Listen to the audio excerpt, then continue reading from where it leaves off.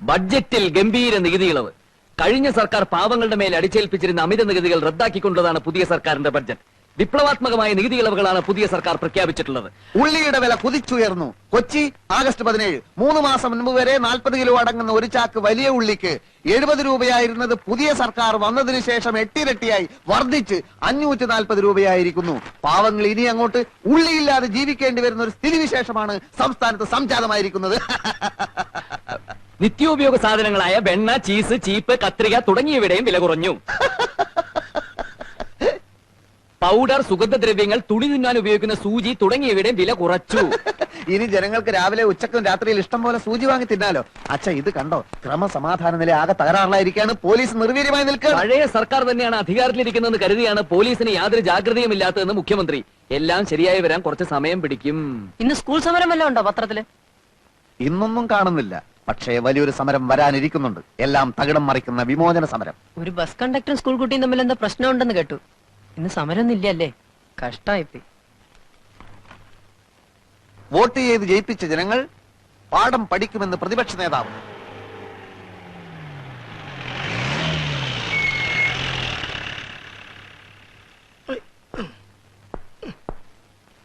വരാനുള്ളത് വല്ല വിധേനയും വഴി തെങ്ങുന്ന് കരുതി.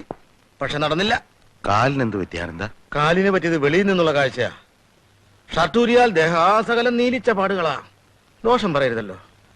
വളരെ ബുദ്ധിപൂർവമായ നീക്കത്തിലൂടെയാ അവരെന്നെ പെരുമാറിയത്.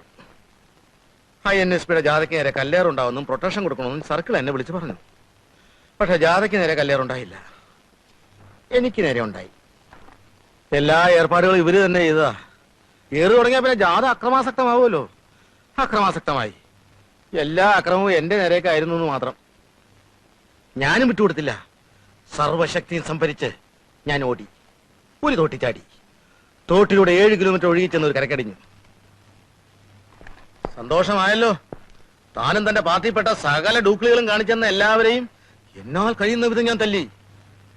ഒരളിയനോട് ഇങ്ങനെ തന്നെ വേണം പെരുമാറാൻ. 6 മാസത്തിനകം ഈ സർക്കാർ നിലംപതിക്കും. എനിക്കിനി മേലും കീഴ് നോക്കാനില്ല. പ്രമോഷൻ, CMന്റെ സെക്യൂരിറ്റി ചീഫ്, എന്തെല്ലാം പ്രലോഭനങ്ങളായിരുന്നു. നേര് പറഞ്ഞാൽ ഞാനിവിടെ വന്നത് നിന്നെ കാണാൻ വേണ്ടിട്ടാ.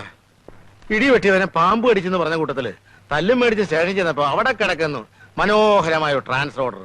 കാസർഗോഡ് ജില്ലയിലെ ഏതോ ഒരു കാട്ടിലേക്ക്. പറയാൻ എനിക്ക് അർഹതയില്ല. എന്നാലും എന്നെ രക്ഷിക്കാൻ വല്ലതും ചെയ്യാൻ പറ്റുമെങ്കിൽ ചെയ്യാം. അല്ലേ ഞാൻ പോട്ടെ.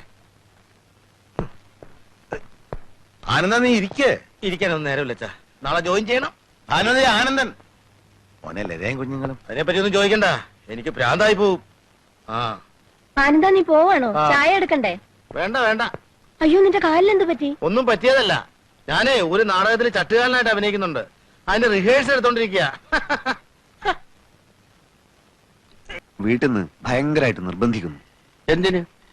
ഞാൻ പെണ്ണ് കെട്ടണത്രേ. പെണ്ണ് കിട്ടാനോ?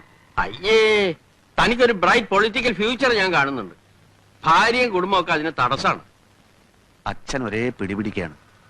കോട്ടപ്പള്ളി, പാർട്ടിക്ക് ഇന്ന് ആവശ്യം കെട്ടുപാടുകളും മറ്റുത്തരവാദിത്തങ്ങളും ഇല്ലാത്ത ഒരു നേതൃനിരയാണ്. പ്രകൃതി നിയമങ്ങൾക്ക് കുറച്ചൊക്കെ നമ്മൾ വഴങ്ങേണ്ടതല്ലേ? വഴങ്ങരുത്. ലൗകികമായ തൃഷ്ണകളെ നമ്മൾ അതിജീവിക്കണം. മാനവരാശിയുടെ നിലനിൽപ്പ് തന്നെ കുടുംബം എന്ന എസ്റ്റാബ്ലിഷ്മെന്റിലല്ലേ? വിഡ്ഢിത്തം. എല്ലാ എസ്റ്റാബ്ലിഷ്മെന്റുകൾക്കും എതിരെയാണ് നമ്മുടെ യുദ്ധം. ഭാര്യ ഉണ്ടാവുക, കുഞ്ഞുണ്ടാവുക, അതൊക്കെ നമ്മുടെ മനസ്സിൽ സ്നേഹത്തിന്റെ വിത്ത് മുളപ്പിക്കുമെന്ന് എവിടെയോ വായിച്ചിട്ടുണ്ട്. അത് വരട്ട് തത്വവാദമാണ്. സഹജീവികളെ, തൊഴിലാളി വർഗത്തെ സ്നേഹിക്കാൻ ശീലിക്കുക. തുറന്നു പറയാം, അടിസ്ഥാനപരമായി നമ്മുടെ പാർട്ടിക്ക് കല്യാണം ഇഷ്ടമല്ല. അപ്പൊ സാറ് കല്യാണം കഴിച്ചതോ? അതിൽ ഞാൻ ഇന്ന് ഖേദിക്കുന്നു. എന്നാ പിന്നെ ഇപ്പൊ ഭാര്യ ഉപേക്ഷിക്കരുതോ? തന്റെ കാര്യമാണ് നമ്മളിപ്പോ ഡിസ്കസ് ചെയ്യുന്നത്. പറയുന്നതൊന്ന്, പ്രവർത്തിക്കുന്ന വേറൊന്ന്. ദൈവമില്ല, അമ്പലമില്ല എന്നൊക്കെ വിളിച്ചു പോകും. എന്നിട്ട് ആരും കാണാതെ തലയിൽ മുണ്ടും പോലിച്ച് ദൈവത്തെ തൊഴാൻ പോകും. ആര്? സാറ് തന്നെ. തൃച്ചമ്പടി അമ്പലത്തിൽ എന്നും കാലത്ത് സാറ് തൊഴാൻ പോകുന്നത് ഞാൻ കാണാറുണ്ട്. താനിതെങ്ങനെ കണ്ടു? ഞാനൊരു രഹസ്യമായിട്ട് തൊഴാൻ പോകാറുണ്ട്. എന്നാലേ ഇത് തൽക്കാലം നമ്മൾ രണ്ടുപേരും മാത്രം അറിഞ്ഞാൽ മതി. താൻ വേണേ കല്യാണം കഴിച്ചോളാം. പക്ഷെ ഒരു കാര്യത്തെ തനിക്ക് നിർബന്ധം വേണം. എന്ത്? നമ്മുടെ പാർട്ടി നയങ്ങളെയും ആദർശങ്ങളെയും ബഹുമാനിക്കുന്ന ഒരു പെൺകുട്ടിയെ വേണം കല്യാണം കഴിക്കാൻ. അത് 100% ഞാൻ ഉറപ്പ് വരുന്നു. എന്നാ താങ്ക് യു.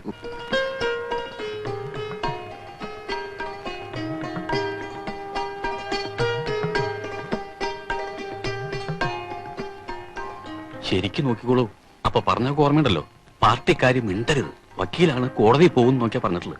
അങ്ങനെ നുണ പറയേണ്ട കാര്യമൊന്നും എനിക്കില്ല. എന്താ? ഒന്നുമില്ല, ചില കോടതി കാര്യങ്ങൾ പറയായിരുന്നു. അല്ല, റവല്യൂഷണറി ഡെമോക്രാറ്റിക് പാർട്ടിയിലെ ഒരു ബുദ്ധിജീവിയാണ് ഞാൻ. ഒരു തമാശക്ക് സൈഡായിട്ട് ഉണ്ട്. തമാശക്കോ? പാർട്ടി എന്റെ ജീവാത്മാവും പരമാത്മാവുമാണ്. എനിക്ക് പെൺകുട്ടിയോട് ചില കാര്യങ്ങൾ ചോദിച്ചറിയാനുണ്ട്. അധ്വാനിക്കുന്ന തൊഴിലാളി വർഗത്തിന്റെ മോചനത്തിന് വേണ്ടി തോളോട് തോൾ ചേർന്ന് പ്രവർത്തിക്കാൻ തയ്യാറുണ്ടോ? പറയൂ. വേണ്ട, ഞാൻ തയ്യാറെടുപ്പിച്ചോളാം. കുട്ടിയുടെ സാമൂഹ്യ ബോധം എനിക്കൊന്ന് പരിശോധിക്കണം. ബൂർഷാസി കം സലീം എന്ന് പറയുന്ന പുസ്തകം വായിച്ചിട്ടുണ്ടോ? അല്ലെങ്കിൽ downtrodden a question mark, അഡിൽ സക്സലിയുടെ പുസ്തകം? അതുമല്ലെങ്കിൽ ദാസ് ക്യാപിറ്റൽ? എന്താ വായനാശീലം ഇല്ലേ? അതൊക്കെയുണ്ട്. മംഗളം വാരികയിലും മനോരമയിലും വരുന്ന മിക്ക നോവലുകളും ഇവിടെ ഞങ്ങൾ എല്ലാവരും വായിക്കാറുണ്ട്. അത്രേ ഉള്ളൂ. ശരി, വായിച്ച നോവലുകളിൽ ഏറ്റവും ഇഷ്ടപ്പെട്ട നോവൽ ഏതാണ്? ഏതാ മോളെ? അത് ഏതായാലും പറഞ്ഞേക്ക്. ഏറ്റവും ഇഷ്ടപ്പെട്ടത് മനോരമയിലെ ഹവ ബീച്ച്. ഹവാ ബീച്ചോ? അതെന്ത് ബീച്ചാണ്? അതേതെങ്കിലും ഫോറിൻ ബീച്ച് ആയിരിക്കും. കോട്ടയം പുഷ്പനാഥനെയും മാത്യു മറ്റത്തിനെയും മോൾക്ക് വലിയ ഇഷ്ടാ. ഇഷ്ടം എന്ന് പറഞ്ഞാൽ അത് സാരമില്ല. എനിക്ക് ചില നിബന്ധനകൾ മുമ്പോട്ട് വെക്കാനുണ്ട്. കല്യാണത്തിന് ആർഭാടങ്ങളൊന്നും പാടില്ല. ഞങ്ങളുടെ പാർട്ടി ഓഫീസിൽ വെച്ച് വളരെ ലളിതമായ ഒരു ചടങ്ങ്. ഞാനൊരു രക്തഹാരം അങ്ങോട്ടണിയിക്കും, കുട്ടി ഒരു രക്തഹാരം ഇങ്ങോട്ടണിയിക്കും. അതിനുശേഷം അരമണിക്കൂർ നേരം ഞങ്ങളുടെ പാർട്ടി പ്രവർത്തകർ ഞങ്ങളുടെ പാർട്ടി സൂക്തങ്ങൾ ഉറക്കെ ചൊല്ലും. പിന്നെ ഒരു ഗ്ലാസ് നാരങ്ങ വെള്ളം. ചടങ്ങ് തീർന്നു. ഞാൻ അധികവും അണ്ടർഗ്രൗണ്ടിലായിരിക്കും, ഒളിവിൽ. ശ്രീമാൻ തോപ്പിൽ ഭാസിയുടെ ഒളിവിലെ ഓർമ്മകൾ വായിച്ചിട്ടില്ലേ? അതുപോലൊരു ജീവിതമായിരിക്കും മിക്കപ്പോഴും. NSP ഞങ്ങളെ വേട്ടയാടുകയാണല്ലോ. ചിലപ്പോൾ ലോക്കപ്പിലോ ജയിലിലോ ആയെന്ന് വരാം. ഒരു വിപ്ലവകാരിയുടെ ഭാര്യ എന്തും സഹിക്കാൻ പ്രാപ്തയായിരിക്കണം. ചിലപ്പോൾ കുട്ടി വെടിയുണ്ടകൾ നേരിടേണ്ടി വന്നേക്കാം. അപ്പോൾ വിരിമാർ കാണിച്ചു കൊടുക്കേണ്ടി വരും. മോളകത്തേക്ക് വെക്കോ. അച്ഛൻ നേരം നീ വന്നേ. താനൊരു ഭ്രാന്തനെയാണോ എന്റെ മോക്ക് ഭർത്താവായി കൊണ്ടുവന്നിരിക്കുന്നത്? എന്നോട് ക്ഷമിക്കണം, ഇത്രയും ഞാൻ പ്രതീക്ഷിച്ചില്ല. എത്രയും പെട്ടെന്ന് അവനെ പിടിച്ചോണ്ട് പോയില്ലെങ്കിൽ നല്ല ചുട്ട അടി കിട്ടും പറഞ്ഞു. അയ്യോ വേണ്ട വേണ്ട, ഇപ്പൊ പോയേക്കാം. എന്നിട്ടേ പോവാ. എന്റെ നിർദ്ദേശങ്ങളുടെ പ്രതികരണം പറഞ്ഞില്ല. പ്രതികരണം അറിയാൻ കാത്തു നിന്നാൽ കുഴപ്പം ചെയ്യും. അല്ലെ, എന്നാലും നമ്മൾ എണീക്കാനല്ലേ പറഞ്ഞത്? അതൊക്കെ പോണ വഴിക്ക് പറഞ്ഞുതരാം. ഇനി ഇവിടെ നിൽക്കണ്ട. അതിൽ വലിയ തെറ്റൊന്നും ഞാൻ കാണുന്നില്ല. കല്യാണത്തിന് മുമ്പ് എല്ലാം തുറന്ന് പറയുന്നതല്ലേ നല്ലത്. ഇതാണോ തുറന്നു പറയല്? വെടിവെപ്പ് ഉണ്ടാവും, ജയിലിൽ കിടക്കുന്നൊക്കെ പറഞ്ഞപ്പോ ആ പെണ്ണും തന്തയും പേടിച്ചു പോയി. ആ തന്തനെ തല്ലില്ലെന്ന് മാത്രമേ ഉള്ളൂ. ഈ വക നാറിയ പരിപാടിക്ക് മേലാ രാഘവട്ടനെ അയക്കരുത്. അങ്ങനെ പറഞ്ഞാ എനിക്ക് പറ്റില്ല തന്നെ. രണ്ടാൾക്കും വാചകടി വളരെ കൂടുതലാച്ചാ. ഏത് രണ്ടാൾക്കും? പ്രഭേട്ടനും പ്രകാശേട്ടനും. വാചകടി മാത്രമേ ഉള്ളൂ, അതല്ലേ കഷ്ടം. ഏട്ടന്മാരെ കുറിച്ച് ഇങ്ങനൊന്നും പറയരുത് മോളെ. എങ്ങനെയാച്ചാ പറയാതിരിക്കാ? ഇന്നാള് പ്രഭേട്ടൻ എന്നോട് പറയാ RDPയുടെ ജാഥയിൽ മുദ്രാവാക്യം വിളിച്ച് നടക്കാൻ. വയ്യെന്ന് പറഞ്ഞപ്പോ എന്നെ തല്ലാൻ വരുവാന്നേ. അവിടെയാ? അതൊക്കെ പോട്ടെ, ഞാൻ കളയ്ക്കാം. ഇങ്ങോട്ട് തരൂ. വിത്ത് എവിടുന്ന രാഘവട്ടാ? പാനം സൂക്ഷിച്ചു വെച്ചിരുന്ന. ഇതൊക്കെ കൃഷി വകുപ്പിൽ മേടിക്കണം നല്ലത്. രാഘവട്ടാ, കൃഷി വകുപ്പിൽ മിടുക്കനായൊരു ഉദ്യോഗസ്ഥനുണ്ട്. ഇവിടെ എന്തൊക്കെ കൃഷി ചെയ്യാൻ പറ്റുമെന്ന് മൂപ്പരോടും ചോദിച്ചു നോക്കാം. ഇത്തിരി ചൂടനാണെങ്കിലും കൃഷി എന്ന് പറഞ്ഞാൽ മരിക്കും. ഭയങ്കര ആത്മാർത്ഥയാ.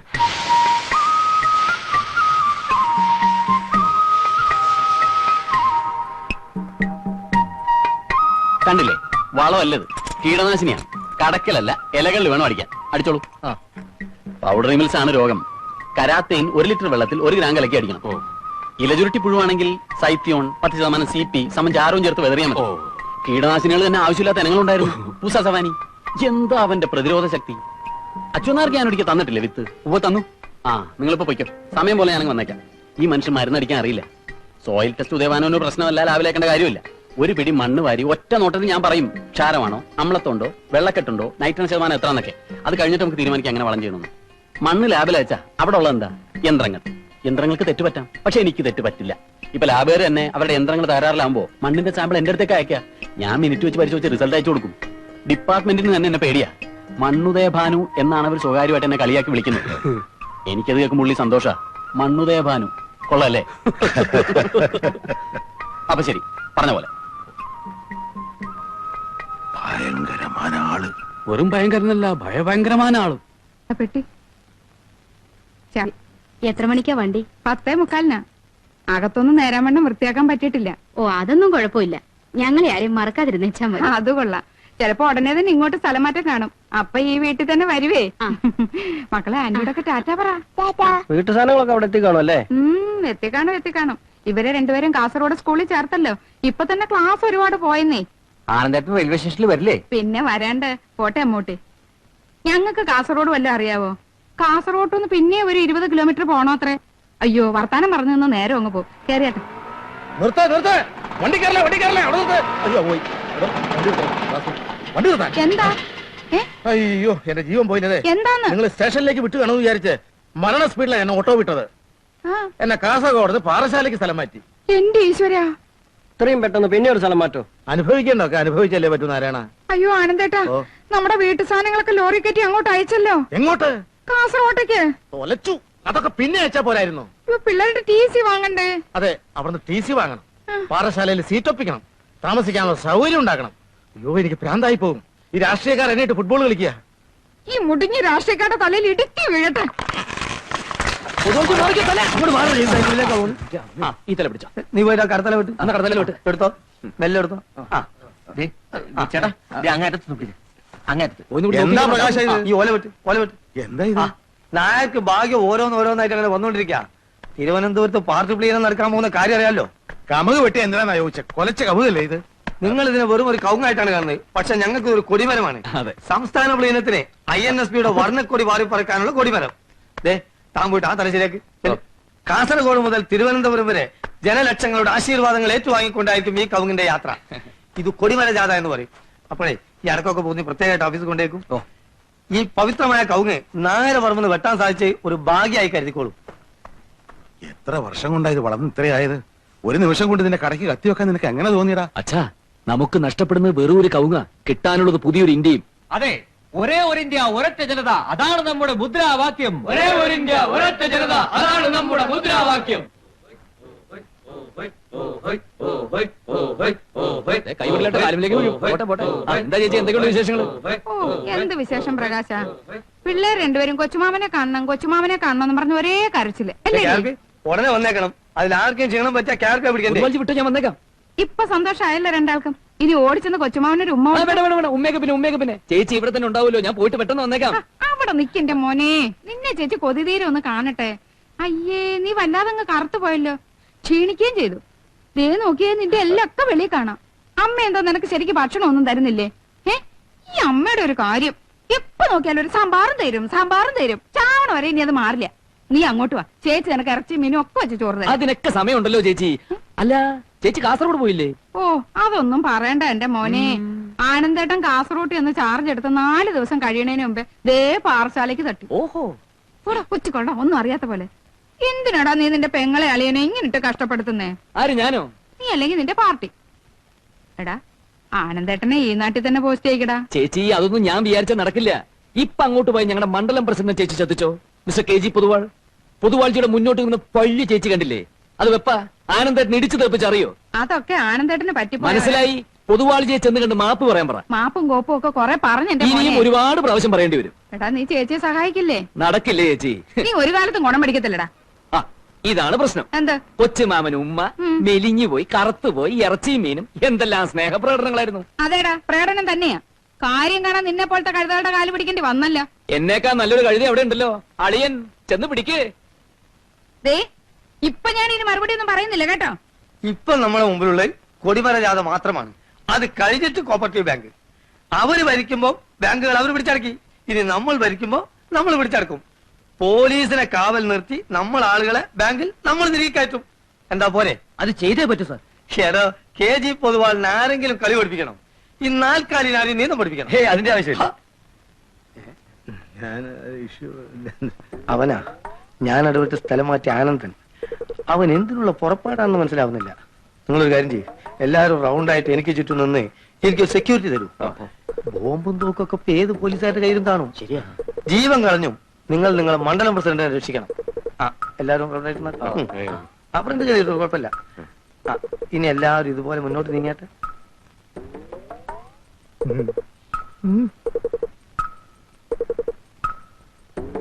നമസ്കാരം. എന്തു വേണം? എന്നെ രക്ഷിക്കണം. ഇതിനു മുമ്പ് 3 തവണ അങ്ങയുടെ അടുത്ത് വന്ന് മാപ്പ് പറഞ്ഞിട്ടുണ്ട്. തെരഞ്ഞെടുപ്പിന് പാർട്ടി ജയിക്കാൻ പോണെന്ന് അറിഞ്ഞപ്പോ ആ നിമിഷം ഓടി വന്ന് മാപ്പ് പറഞ്ഞു. ജയിച്ചപ്പോ പിന്നെയും വന്ന് പറഞ്ഞു. മന്ത്രിസഭ രൂപീകരിച്ച് അപ്പോഴും വന്ന് പറഞ്ഞു. ഇപ്പൊ എനിക്ക് ട്രാൻസ്ഫറാ. അതെ, കേരളത്തിന്റെ വിരുമാറിലൂടെ നീ ഒരു ഗതി കിട്ടാപ്പേദം പോലെ ഒഴുകുന്നത് എനിക്ക് കാണണം. ഞങ്ങളുടെ പ്രവർത്തകൻ KRPയുടെ അളിയനായതുകൊണ്ട് മാത്രം തന്നെ ഞാൻ വെടിവെച്ചു വന്നില്ല. റാസ്കൾ കണ്ണുപോടും. സാറേ സാറേ പൊന്നു സാറേ ഇതേ മാറിഞ്ഞോട്ട് സാറേ സാറേ സാറേ ഞാൻ കാല് പിടിക്കാം. ഓർമ്മയുണ്ടോ അന്ന് ഞങ്ങൾ പ്രതിപക്ഷത്തായിരുന്നപ്പോ ഞാൻ എന്തോ ഒരു കാര്യത്തിന് വേണ്ടി സ്റ്റേഷനിൽ വന്നു. അന്ന് താൻ എന്നൊരു ചാമ്പി ഗെറ്റ് ഔട്ട് അടിച്ചത് ഓർമ്മയുണ്ടോ? ഇപ്പൊ ഞാൻ എന്നോട് പറയുന്നു get out get out get out.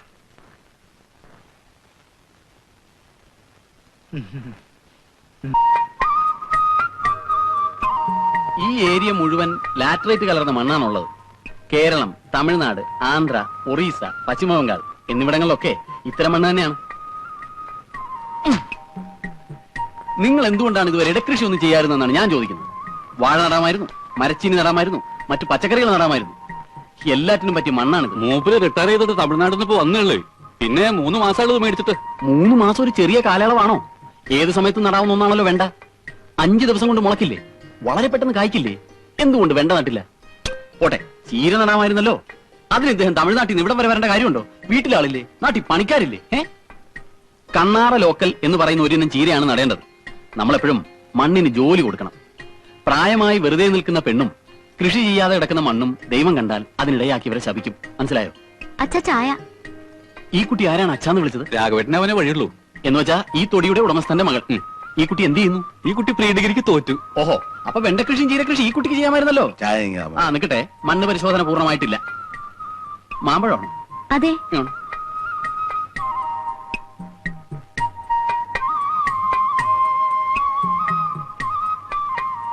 മാർക്കറ്റിൽ നിന്ന് വാങ്ങിയതാണല്ലേ? ഇത് ചൊങ്കത്തേനി എന്ന് പറയുന്ന ഒരു മാമ്പഴമാണ്. തമിഴ്നാട്ടിലെ ബണ്ടുരുട്ടിയിൽ ഇത് ധാരാളം ഉണ്ട്. എന്തുകൊണ്ട് ഈ മാമ്പഴം നമുക്ക് ഇവിടെ കൃഷി ചെയ്തുകൂടാ? ഓയ്യോ 1.5 ഏക്കർ സ്ഥലത്ത് എല്ലാം കൂടി പറ്റുമോ? പറ്റണം, പറ്റിക്കണം. നല്ല മധുരം. വരൂ മണ്ണ് പരിശോധന തുടരാം.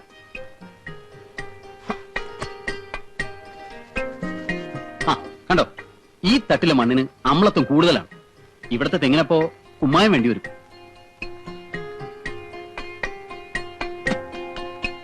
നൈട്രജൻ കുറവാ, യൂറിയം വേണ്ടി വരും.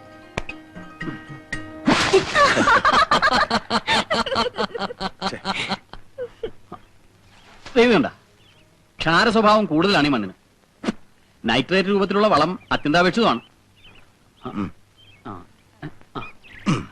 ഏതായാലും പുതിയ തെങ്ങിൻ തൈ നട്ടേ പറ്റൂ. ബാലരാമപുരത്തും കുറ്റ്യാടിയിലും ഞാൻ നോക്കാം. വിത്ത് തേങ്ങ അട്ടത്ത് വെച്ചിട്ടുണ്ടച്ചാ? അത് അട്ടത്ത് തന്നെ കിടന്നോട്ടെ. പുത്തൻ തൈ ഞാൻ കൊണ്ടുവരും, അത് നട്ടാ മതി. ഒരാൾ കാലുതെറ്റി വീണ അതിലെന്തത്ര ചിരിക്കാനുള്ളത്? ഈ ഭൂമി ഒരു പൂന്തോട്ടമാക്കി ഞാൻ കയ്യിൽ തരാം. മണ്ണെറിഞ്ഞാൽ പൊന്നുവിളയും മലയാളക്കരയിൽ നിന്നൊരു പാട്ട് കേട്ടിട്ടില്ലേ? അതുപോലെ തേങ്ങയും മാങ്ങയും വാഴയും വെണ്ടയും ചീരയും വഴുതനയും ചുക്കും കുരുമുളകും ഇഞ്ചിയും പച്ചമുളകും വേപ്പലയും എല്ലാം പൂത്തൊളിഞ്ഞു നിൽക്കുന്ന ഒരു പൂങ്കാവനമാണ് എന്റെ സങ്കല്പത്തിലുള്ളത്. വരട്ടെ.